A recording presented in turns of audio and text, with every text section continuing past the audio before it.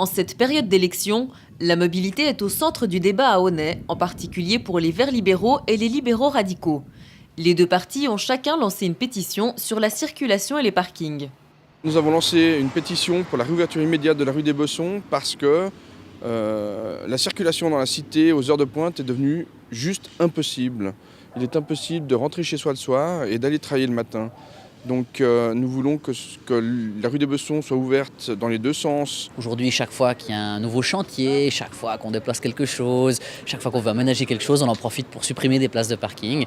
Or, aujourd'hui, dans la Cité Nouvelle, il n'y a tout simplement pas assez de places de parking. Les gens, si vous avez le malheur de rentrer, j'en sais quelque chose, disons, allez, à 22h, parce que vous aviez une réunion politique, par exemple, eh bien, vous mettez 1 heure à tourner, c'est ni économique, ni écologique. À la fin, vous parquez votre voiture à un endroit où il ne faut pas. Et si vous partez après 8 heures au travail, vous vous faites coller par la police municipale, qui en plus a reçu des instructions pour une tolérance zéro à ce niveau-là. Il faut que ça cesse. Les places supprimées, estimées à une vingtaine jusqu'à aujourd'hui, concernent de nouveaux aménagements. Pour le PLR, il n'est pas question de bloquer ces projets, mais de trouver d'autres solutions.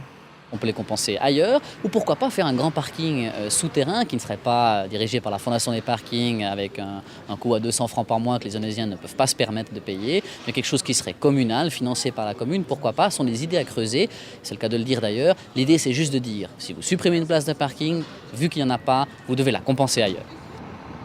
Avec 8400 places recensées pour 6500 véhicules, une étude menée par la commune a démontré que le problème de parking provient des véhicules tampons qui stationnent de manière illimitée.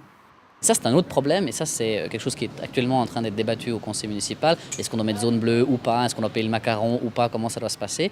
Mais ce n'est pas exactement le même sujet. Nous, ce qu'on veut, c'est déjà éviter qu'on continue d'en supprimer parce que si l'étude dit qu'aujourd'hui, il y en a suffisamment, si on continue d'en supprimer, au bout d'un moment, il n'y en aura pas assez. Quant au problème de circulation à la rue des Bessons, les Verts libéraux pensent que la réouverture du tronçon côté François Chavat ne pourrait qu'améliorer la situation. L'ouverture dans les deux sens au niveau de la place des deux églises, ça va désengorger les grandes portes, donc diminuer la queue aux grandes portes.